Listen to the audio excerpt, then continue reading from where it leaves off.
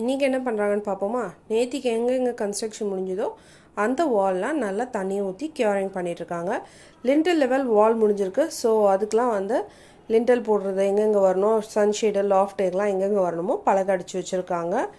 So இந்த வால் வந்து சில்பீம் போட்டாச்சு. இங்கே ஓப்பனிங் எதுவும் இல்லைனால நம்ம லிண்டல் போடல. ஸோ கட் லிண்டல் தான் போட்டுட்ருக்காங்க.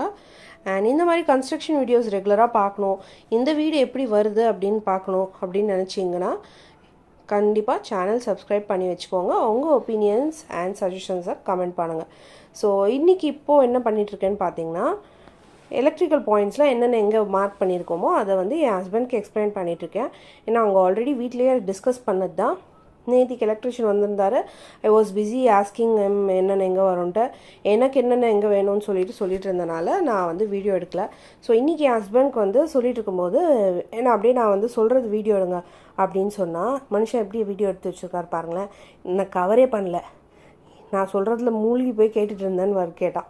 சரி ஓகே விடுங்க, வீட்டில் நம்ம ஆல்ரெடி டிஸ்கஸ் பண்ணது, இங்கே வாலில் எங்கெங்கே எக்ஸாக்டாக வருதுன்றதை அவர்கிட்ட சொல்லணும். ஸோ அவரோட கன்வீனியன்ஸ்க்கு ஏற்ற மாதிரி ஏதாச்சும் மாற்றணுன்னா மாற்றிக்கலாம் இப்போவே அப்படின்றதுக்காக அதெல்லாம் நாங்கள் வந்து டிஸ்கஸ் பண்ணிகிட்டு இருந்தோம், என்னென்ன பாயிண்ட்ஸ் எங்கன்ட்டு.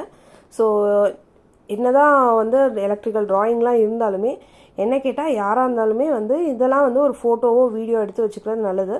ஸோ நான் பைப் போட்ட பிறகு ஒரு வீடியோ எடுத்துக்கணும் அப்படின்னு நினச்சிருக்கேன், மறக்காமல் எடுக்கணும்னு தெரியல. ஸோ இந்த மாதிரி பாயிண்ட்ஸ்லாம் நம்ம மார்க் பண்ணி வச்சது வீடியோ எடுத்துக்கும் போது நம்மளுக்கு ஃப்யூச்சரில் இது கன்சீல்டாக இப்போ போட்டுருவோம். வெளியில் இருந்துச்சுன்னா பிரச்சனை இல்லை, ஏதாச்சும் ஒயர் ப்ராப்ளம்னா கூட உடனே பண்ணிடலாம். ஆனால் கன்சீல்டாக போடுறதுனால நம்மளுக்கு இந்த ஃபோட்டோஸ் அண்ட் வீடியோஸ் ஃப்யூச்சரில் நம்மளுக்கு ப்ராப்பராக இருக்கா, என்ன நம்மளுக்கு சரி பண்ணோம் அப்படின்றது பார்த்துக்கிறதுக்கு நம்மளுக்கு யூஸ்ஃபுல்லாக இருக்கும்.